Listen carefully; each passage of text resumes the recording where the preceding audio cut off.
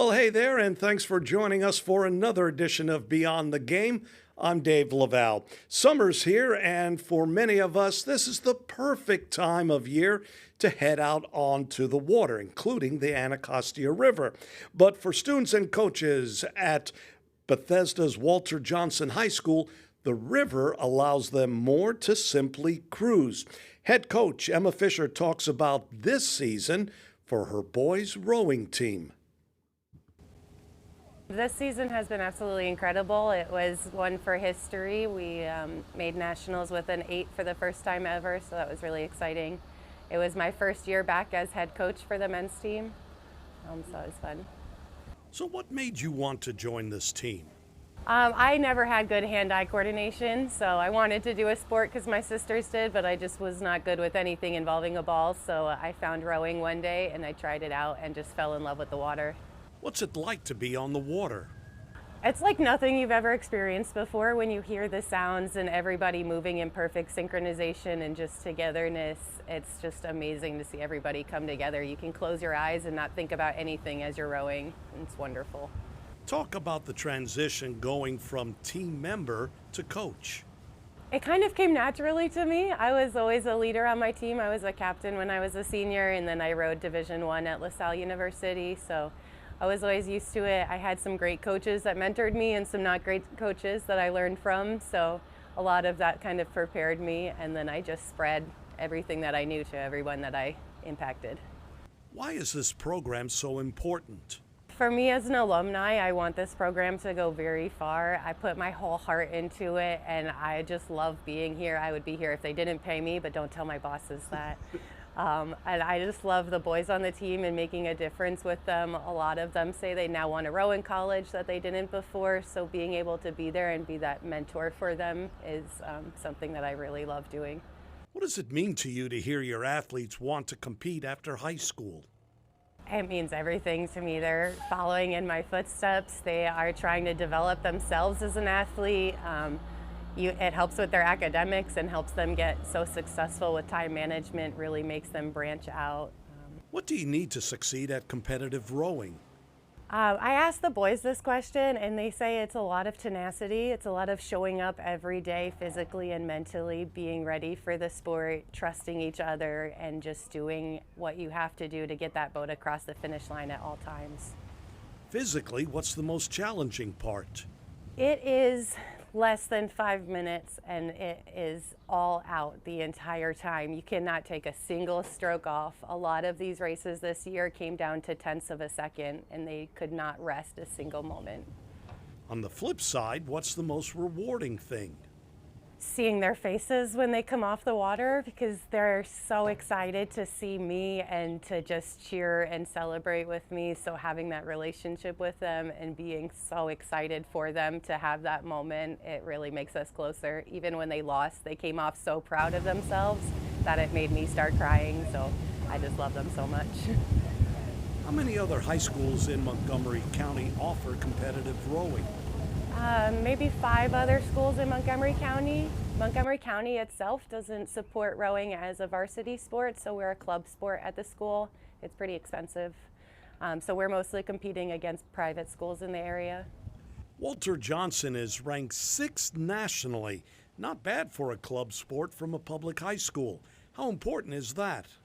That has never happened for WJ before. We have medaled in the 4s events, but the 8s are just a harder event to qualify for. So we made it all the way to grand finals at nationals, and then we got 4th place at Stotesbury, which is the world's largest regatta. So seeing that success for the team, especially as an alumni and as a first head year coach, I just took my breath away. I was crying at the finish line for all of the races.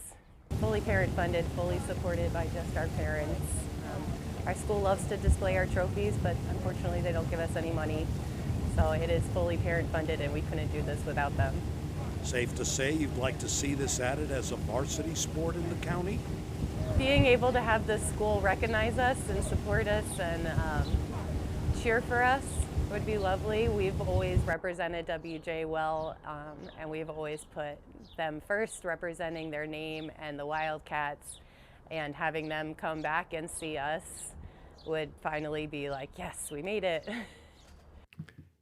Yeah, wow, what an accomplishment. Well, the team wrapped up its season at the annual Canadian Secondary Schools Rowing Association Regatta and captured the fastest time among U.S. schools. So, congratulations to them. Well, team members will tell you why they took up the sport. You're watching Beyond the Game. Welcome back to Beyond the Game as we take a look at competitive high school rowing. Walter Johnson High School, as you heard, offers the sport at the club level. Johan Yoon and Will Bruggeman are both juniors, and they explain why they took up the sport.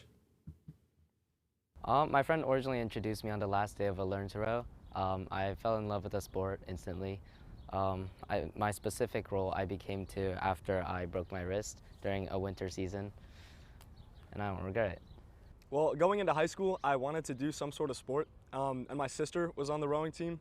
So I figured I might as well try it out. So I went to this. We do like a middle school program. So I went to a couple days of that, and it was just like it was so much fun. I don't know, like it was just being in a boat with a bunch of other people. It felt like being part of like a machine, and that was just like a really satisfying feeling to me. What do you love most about this sport? Yeah, I guess just like being part of like an entity, like kind of larger than yourself, like a group is just like, it's a really, really good feeling. Like you feel like you, like being needed and like being a part of like something greater and like being a part of something that couldn't like achieve something without you. Like working towards a common goal with a bunch of other people is such a rewarding experience. I think that's definitely. I think it's just the bonding, the amount of bonding that like this team can bring together is really amazing. The amount of time we spend together is like a ton. So like there's this just really like a tight knit community built together to kind of help ourselves grow. Yeah. What's been the hardest part? Hardest part, I think time commitment. This sport requires so much time. You need to learn so many skills, like being able to study like in class or outside of class like really efficiently. I think time management is one of the best skills, but also the most difficult skill to learn.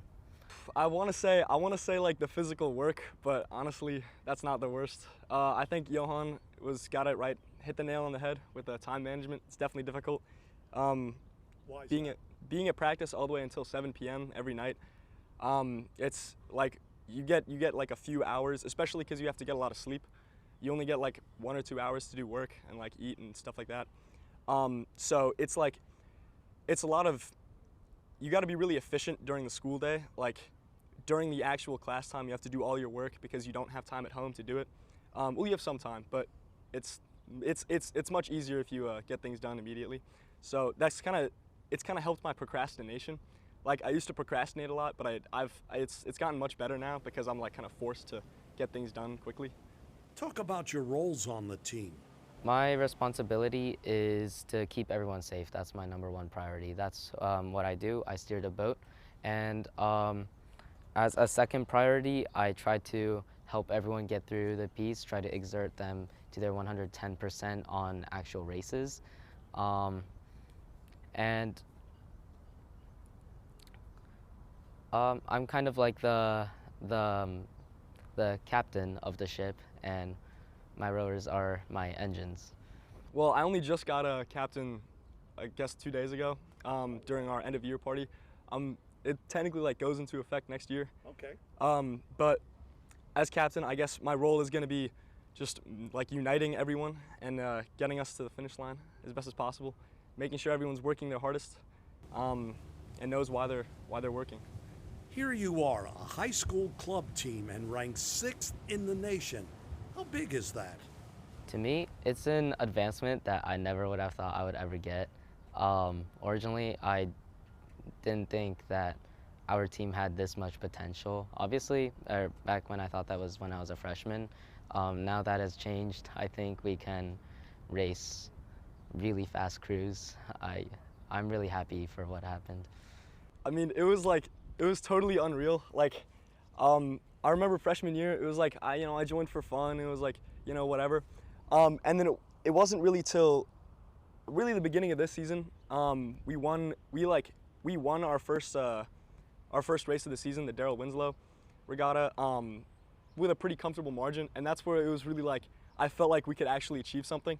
And then, you know, talks started to come up like, you know, we could do well at Stouts, we could do well at Nats, and like I was like telling myself, you know, we're gonna do well, but you know, it just didn't feel like real until like the day of the race, and we actually, you know, got like 4th at Stouts, 6th at Nats, first WJ boat to ever get to Grands, and it was like I never thought I would experience like the happiness was like, and just the pride was something I've never experienced in my life before. Like it was overwhelming.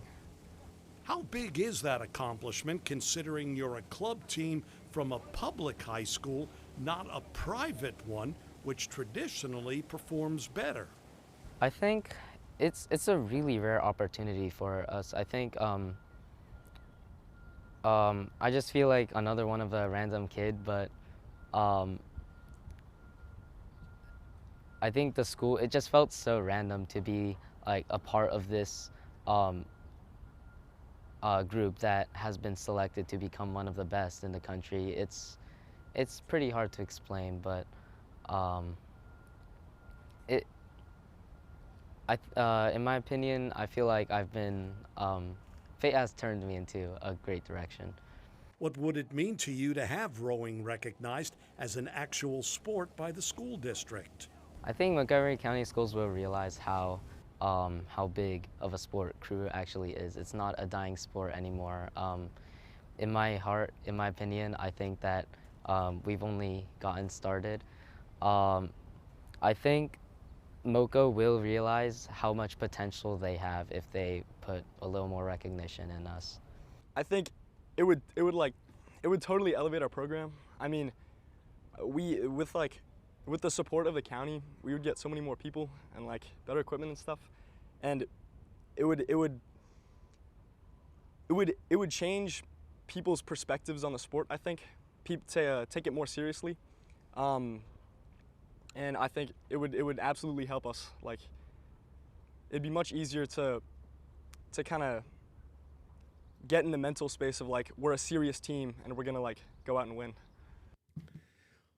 Well, competitive rowing, no question, is incredibly popular at the college level if you live here in the DMV. But a representative of U.S. Rowing will tell you why the sport is also growing among high schools. You're watching Beyond the Game. Welcome back to Beyond the Game. Well, competitive rowing is very popular around the DMV, and it is growing. Tom Rooks with U.S. Rowing explains that's especially true among high schools around the country. You know, it's funny, I rowed for a Scholastic high school team, but I coached for 30 years, and I've coached clubs, Scholastics. It's a really complicated situation in youth sports in America, cross sports. And at the end of the day, if the kids love it, the parents will find a way, right? And so whether or not it's representing your school or doing it on your own, what matters is that you have the right culture and the right community. And that's where this team really excels, you know? How popular is high school rowing at the national level? Yeah, it's interesting. So U.S. Rowing has 80,000 members. About 40% of them are high school aged athletes, high school and middle school, youth, what we call youth athletes.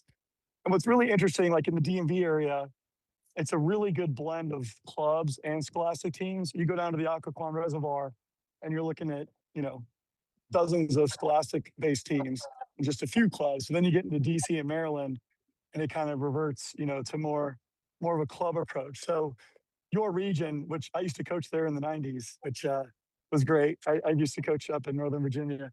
And it's a really dense, excited population when it comes to our sport. A lot of the best crews in America come from the DMV. Where did you coach in the DMV? I coached when I was in the Coast Guard for 22 years. So when I served in the Presidential Honor Guard, I would coach at Prince William Crew, which incorporated Woodbridge High School, Garfield, you know, all the people that share that boathouse. And so, you know, everywhere I was stationed, I just try and give back by coaching in the community. So that was second Clinton administration to age myself. So that would be, you know, 97, 98, 99. Yeah. You're quite familiar with competitive rowing at the club level. What would you tell school districts why they should add it as a varsity sport? So what I would say is, clubs are a great access point to sport because, you know, it's it's less investment for the school, so it's easier to sustain and not be reflexive of whatever demographic or economic moment the school's going through. But school funding is critical because we think of sport and rowing as a gift, right? It's like the things it did in my life, and it still does in my life, 40 odd years later. I can't, I'm still giving back to. And it was all because my high school in Orlando, Florida, sponsored it in some small measure of a way, such that a kid like me that didn't come from means could also have the same gift, the same experience as all the other kids at campus. And we talk about high school and even collegiate rowing as beneficial, obviously, for all the physical, you know, there's a lot worse than you can do than get a kid out of their house on a boat in a river with friends and a common purpose. But also, when you think about campus, especially in a region like yours where families move in, families move out, there's some transit, it's not Mayberry, it shrinks the campus, right? Like you have a cohort, you have a fraternity, you have a sorority, and it's called your teammates. And that is really important for schools to hang on to. I don't love when schools disengage, eventually the clubs, the kids, if they find more meaning in their club brand than their school logo, that's a lost opportunity for a lot of kids to take part in sports and be healthier and get all those positive lessons of sport, how to become better young men and women, right? And so I think the schools, they don't have to fund it lock, stock, and barrel, right? It's not, it's just encouraging it, reducing the barriers, if they can provide an after school bus. If it's not all about coaching salaries and equipment, it's just the school making it easy, even if it is a club, to helping them, let them be a part of athletic department recruiting days. Let them go to back to school night. For me as a lifelong coach, the scholarships that come out of our sport are so, I mean, there's so many and there's such great schools that for me, I used to tell high schools, like, look, I'm just going to deliver you a lot of great outcomes for your students at very low cost, right? The girls I coach are going to go to Duke. They're going to go to UNC. They're going to go to all the big name, exciting schools because of what we can accomplish for them in the sport. I just need you to endorse it so they can wear your logo and have, take pride in that. I still sing my high school alma mater still fresh in my head because it was a high school team, So I think it's really important for the schools to stretch their budgets by encouraging sports that are largely self-funding. It doesn't take much to support it, and it's a shame when we don't because then you just have the sort of suction you see across the sports into large clubs. In Virginia, I coached in Virginia for the last 13 years, but in the southern end of Virginia, I was a Williamsburg guy. Um, in Virginia, we see that the kids don't want to play for their high school soccer team anymore. They don't want to play for the high school volleyball team. They're doing club. And I don't like that trend because it doesn't help more kids participate at school and take pride in that. You're obviously familiar with competitive rowing at the club level. What would you tell school districts why they should add it as a varsity sport? And when you look at the risk management in our sport, our probability of injury is vastly lower than just about every sport I can think of. And so for the school, it's not a great risk to let people represent their school and be proud of it, which again encourages pathways for all the kids at the school to take part in sport. So when we talk about funding, yes, it's important to be helpful, but it's not an all or nothing situation. These clubs are looking for any signal and encouragement from the school that they can get. Like youth nationals, we just finished the largest youth national championship it's the largest youth regatta in the world, right? 4,000 athletes came down here. And if anybody can't find a way to make it work, even just helping with entry fees, helping with, just like I said, it doesn't have to be everything, but just a little signal from the school keeps the kids from wanting to jump ship to a club. So you're calling on school districts to help fund competitive rowing in some form. Yeah, it's funny. Our sport has an expensive sticker price because we don't reuse our boats for the volleyball team, right? So it isn't a shared expense when we look at the cost of rowing. But you can also say that same $25,000 boat lasted them 10 years. Whereas if we think about the helmets on a football, the price for a kid to buy a football helmet now, I mean, lacrosse especially, right? You're you're thousands of dollars to the parent for the equipment before they even start the sport, right? And I think about rowing has an expensive sticker price that we need support for. But once it's in, if I think about that boat, that's 9 kids per season for 10 years for multiple seasons. That's a lot of value. When we think about a soccer pitch or the football field or the basketball court, we'll reseed the soccer field every year, redo the drainage and the sprinklers and spend millions. Now, of course, multiple sports can do that, but if you were to expense that cost out across programs, it doesn't come in lower than rowing. It's just that we have a price that is, one-time deal for us that then the coaches make work. And the coaches there at Walter Johnson are exceptional. They're not going to put kids in an unsafe boat. But we do get to a point where, if we were riding bicycles and yours over time became rusty and, less predictably safe and less fast, it's sort of, I tell kids as a coach, a bad boat or bad technique is like riding the Tour de France and tapping the brakes every 10 pedal strokes. Right, you can try all you want, but you can't overcome it at a certain point. It seems rowing clubs traditionally come in second to established programs when it comes to college recruiters. How serious do they look at those athletes at the club level? The colleges care about the athlete and the student. They don't care what format it takes, right? But what is a sign that is not great is when you see a kid jumping from team to team. You see that a lot in youth club sports. But the colleges are recruiting a talented athlete and a capable student, and hopefully a good citizen, right? So, and like Walter Johnson's, for example, Chris, the incredible team, incredible history of churning out great athletes that go to great schools. And it's, most high schools have an accounting at the end of the year of like how many scholarships we got as a school, how many seniors are going on to big things. And the more they maintain encouragement in the affiliation with the school, rowing is a gold mine. I would say honestly, half the girls I've ever coached, and I coached for 30 years, about half of them end up rowing in college. And there are very few sports with that kind of traction that is also, like I said, really good for the school to be able to demonstrate, hey, here's this sport over here with 40 women that's going to graduate. Let's just say they have, 40 women just to make it easy, divide by 4 and you got 10 per senior class. Well, if half the students in a given sport are going to do it at the next level, imagine if that was what was happening on your football team or baseball team or any other sport. It's pretty exciting. And Walter Johnson has now turned to social media to raise money to get itself a new boat. Well, that's it for this edition of Beyond the Game. Log on to the YouTube page of DC News Now if you want to see more episodes like this. Thanks for joining us, and we look forward to seeing you next time.